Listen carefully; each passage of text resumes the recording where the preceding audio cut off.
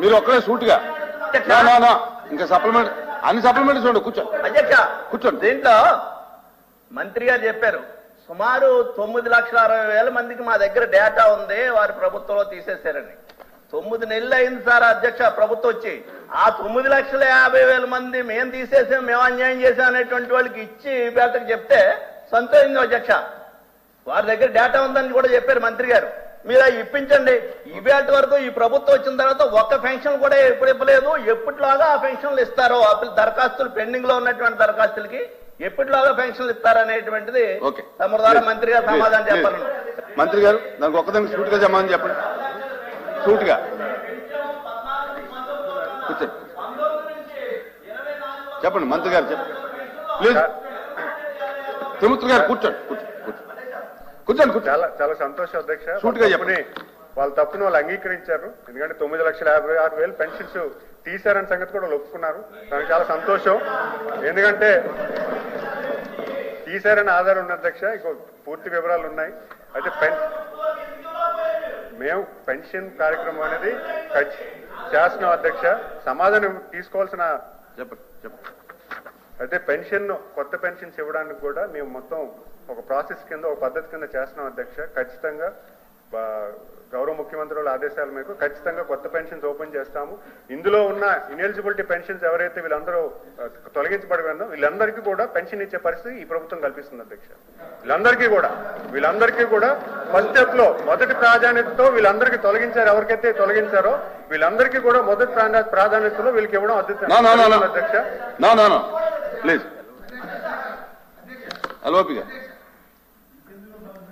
అధ్యక్ష, ఈ ప్రశ్నలో కాంట్రవర్సీ అవసరం లేదు అధ్యక్ష. ఫైనల్ గా ప్రియాంబుల్ ఏంటంటే కొత్త వాళ్ళకి ఏదైతే ప్రభుత్వం వచ్చిన తర్వాత ఎవరైతే ఎలిజిబుల్ అని నమ్ముతున్నామో ప్రభుత్వం నమ్ముతుందో వాళ్ళకి ఎప్పటి నుంచి ఇస్తారనేది స్టేట్ క్వశ్చన్ ఆన్సర్.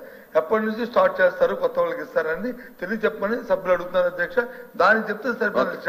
ఎవరి ప్రభుత్వంలో ఏం చేస్తారని కాదు ఎప్పటి నుంచి ఇస్తారో దయచేసి మంత్రి గారిని అది చెప్పండి. ఓకే, రేపు ఇస్తారా, ఎల్లుండి ఇస్తారా, లేకపోతే నెక్స్ట్ అకాడమిక్ ఇస్తారా, లేదా ఇంకో 2 సంవత్సరాలు పోయింది ఇస్తారా, ఎలిజిబుల్ ఉన్న వాళ్ళకి ఎప్పటి నుంచి ఇస్తారు, ఇప్పుడున్న దాంతో పాటు ఇంక ఎలిజిబుల్ ఉన్న వాళ్ళకి ఆ దరఖాస్తు చేసుకుని ఎప్పుడు ఇస్తారు ఒక్కటి చెప్పండి మంత్రి గారు. ఆల్రెడీ అసెస్మెంట్ చేయడం జరుగుతుంది అధ్యక్ష. గౌరవ ముఖ్యమంత్రి వాళ్ళకి చెప్పడం జరిగింది. ఖచ్చితంగా ఎలిజిబిలిటీ వాళ్ళు ఉన్న వాళ్ళందరికీ కూడా అప్లికేషన్స్ ఓపెన్ చేసి వాళ్ళందరినీ రిసీవ్ చేసుకుని ప్రాసెస్ చేయడానికి మేము కార్యాచరణ ఉన్నాం. డెఫినెట్ గా వెరీ సూన్ దానికి ఆదేశాలు వస్తాయి. వీల్ ప్లాన్ అకార్డింగ్లీ ప్రజలందరికీ తెలియజేస్తాం. ధన్యవాదాలు.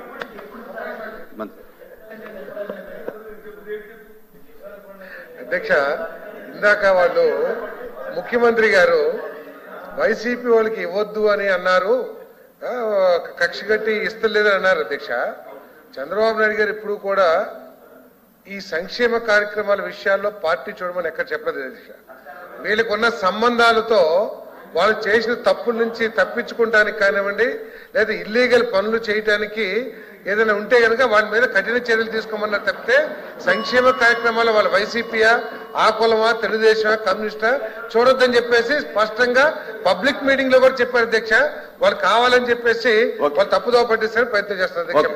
Please 13712 minister for industries.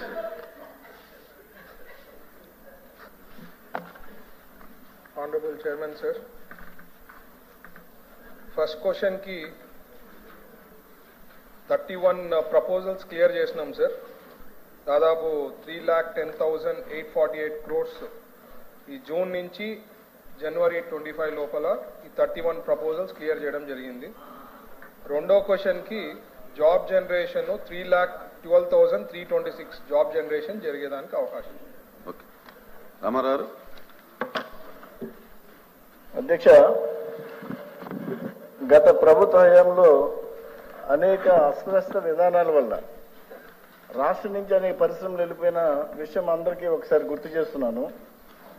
ఈ రోజున 9 నెలల కాలంలో 3 SIPB బోర్డు సమావేశాలు ఏర్పాటు చేసి సుమారుగా 32 పరిశ్రమలు రాష్ట్రానికి తీసుకురావడం ద్వారా మాన్య శ్రీ చంద్రబాబు నాయుడు గారు ఆయన యొక్క విజన్ తోటి ఈ పరిశ్రమలు రాష్ట్రానికి తీసుకురావడం ద్వారా ఎంత అభివృద్ధి పదంలో రాష్ట్రం నడుస్తుంది అన్నదానికి ఇది చక్కని ఉదాహరణ. 32 పరిశ్రమలు తీసుకురావడం ద్వారా గౌరవ మంత్రి గారు చెప్పారు, ఎంప్లాయ్మెంట్ జనరేషన్ కూడా 3,12,000 ఎంప్లాయ్మెంట్ జనరేషన్ కూడా దీని ద్వారా జరుగుతుందని. నేను గౌరవ మంత్రి గారు ఒకటి అడుగుతున్నాను, ఈ పరిశ్రమలు స్థాపించడంలో ఇంతవరకు ఎన్ని పరిశ్రమలు ఎంత స్టార్ట్ అయినాయి? దీనికి ఏదైనా నిర్దిష్ట కాలపరిమితి ఏదైనా పెట్టుకున్నారా? తర్వాత వీటిలో కొన్ని ఇంపార్టెంట్ పరిశ్రమలు కూడా సభ దృష్టి తీసుకురావాల్సిందిగా గౌరవ మంత్రి గారిని మీ ద్వారా రిక్వెస్ట్ చేస్తున్నాను. బీటీ నాయుడు గారు. ఆంధ్రప్రదేశ్ రాష్ట్ర పెట్టుబడి ప్రోత్సాహ మండలి SIPB అధ్యక్షుడిగా గౌరవ ముఖ్యమంత్రులు శ్రీ నారా చంద్రబాబు నాయుడు గారు ఉన్నారు. ఈ 9 నెలల కాలంలో ఆమోదించినటువంటి పెట్టుబడి ప్రతిపాదనలు మీ ద్వారా మంత్రి గారిని అడుగుతున్నారు అధ్యక్ష. అదేవిధంగా రాష్ట్ర పునర్నిర్మాణానికి సంబంధించి, వ్యాపార నిర్వహణకు సంబంధించి పాలసీలు, ప్రోత్సాహాలు ఏ రకంగా కల్పించబోతున్నారని మీ ద్వారా నేను ఓకే. రాంభూపాల్ రెడ్డి గారు. రాష్ట్రంలో దాదాపు ఎన్డీఏ ప్రభుత్వం అధికారంలో వచ్చిన తర్వాత 31 కంపెనీలు రాష్ట్రంలో పరిశ్రమలు పెట్టేదానికి అంగీకార పత్రాలు చేసుకున్నారని చెప్పడం జరిగింది అధ్యక్ష. ఈ సందర్భంగా మీ ద్వారా మంత్రి గారిని అడిగేది ఒకటి అధ్యక్ష, ఈ 31 కంపెనీల్లో ఇంతవరకు ఎన్ని కంపెనీలు పరిశ్రమలు ప్రారంభించేదానికి పనులు ప్రారంభించడం జరిగింది? అంతేకాకుండా దీని ద్వారా ఎంతమందికి ఎంప్లాయ్మెంట్ రావడం జరుగుతుంది? అలాగే 2019-24 మధ్య కాలంలో ఎన్ని సంస్థలు ప్రభుత్వంతో ఈ రాష్ట్రంలో పరిశ్రమలు పెడతామని చెప్పి అంగీకారం చేసుకోవడం జరిగింది? ఎన్ని పెట్టడం జరిగింది? ఎన్ని కేవలం భూములు తీసుకొని వాటిని ఖాళీగా వాళ్ళ ఆజమాయిషీలో పెట్టుకొని పరిశ్రమలు పెట్టకోకుండా ఉండడం జరిగింది? అంతేకాకుండా అధ్యక్ష, 2019-24 మధ్య కాలంలో ముఖ్యంగా కర్నూలు, కడప జిల్లాల్లో రెన్యూబుల్ ఎనర్జీ పెడతామని చెప్పి 1000 ఎకరాలను దీనికి సంబంధించి మాట్లాడండి. దీనికి సంబంధించి సార్ మీరు ఎక్కడెక్కడికో వెళ్ళి మరి కాంట్రవర్సీ చేయకండి సార్. 35 నిమిషాలు సంబంధం లేనండి.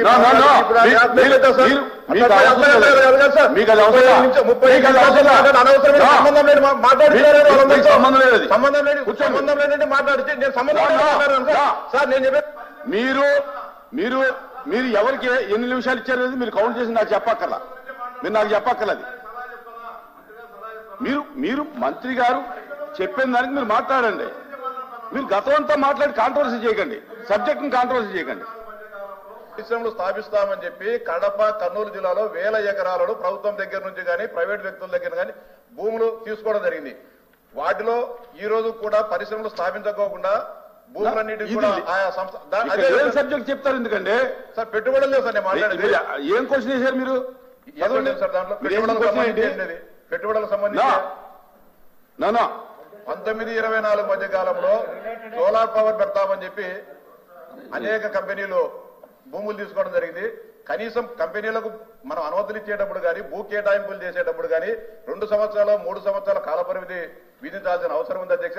ఎప్పుడైనా పెట్టుకోవచ్చు. 10 సంవత్సరాలు 15 సంవత్సరాలలో పరిశ్రమలు పెట్టుకోవాలనే అవకాశం ఇస్తే కొత్తగా పరిశ్రమలు పెట్టుకోవాలనుకునే వాళ్ళకు భూముల లభ్యత కానీ ఉండదు అధ్యక్ష. ఈ విషయంలో ప్రభుత్వం ఒక స్పష్టమైన విధానాన్ని అనుసరించి భూములు కేటాయించేటప్పుడు పెట్టుబడిదారులకు 1 సంవత్సరం 2 సంవత్సరాలు అని చెప్పి నిర్దిష్ట కాలపరిమితి పెట్టాల్సిన అవసరం ఉంది అధ్యక్ష. అంతేకాకుండా పెట్టుబడులకు సంబంధించి కూడా అనేక రకాలుగా ప్రభుత్వం ప్రోత్సాహాలు ఇస్తుంది అధ్యక్ష. అంతేకాకుండా ఏపీఐఏసి సంబంధించి కూడా అనేక రకాలైన ప్లాట్లు, భూములు ఈ రాష్ట్రంలో ఉన్న అధ్యక్ష. కానీ ఎందుకో ఏపీఐసి అధికారులు ఎవరైనా పారిశ్రామికవేత్తలు అక్కడికి పోతే కనీసం వాళ్ళతో గౌరవంగా మాట్లాడడం కానీ, వాళ్ళ గ్రీవెన్స్ కానీ వినుకోకుండా, వాళ్ళు ఏదైనా దరఖాస్తులు ఇస్తే పరిష్కరించలేకోకుండా చాలా ఇబ్బందికరమైన పరిస్థితి ఏపీఐసీలో ఉంది అధ్యక్ష. మీ ద్వారా మంత్రి గారికి విజ్ఞప్తి చేసేటే ఏపీఐసీని ప్రక్షాళన చేయండి. లేకపోతే ఎవరైతే యువ పారిశ్రామికవేత్తలు భూముల కోసం దరఖాస్తులు చేసుకున్నారో వారిని త్వరితగతిన పరిష్కరించే విధంగా చర్యలు తీసుకోవాలని చెప్పి మీ ద్వారా మంత్రి గారికి విజ్ఞప్తి చేస్తున్నారు అధ్యక్ష. మినిస్టర్ గారు. సార్, ఫస్ట్ SIPBలో మనకి 31 ప్రపోజల్స్ క్లియర్ అయింది కదా సార్. ఇది వచ్చి ఇండస్ట్రీస్ డిపార్ట్మెంట్ సంబంధించింది దాదాపు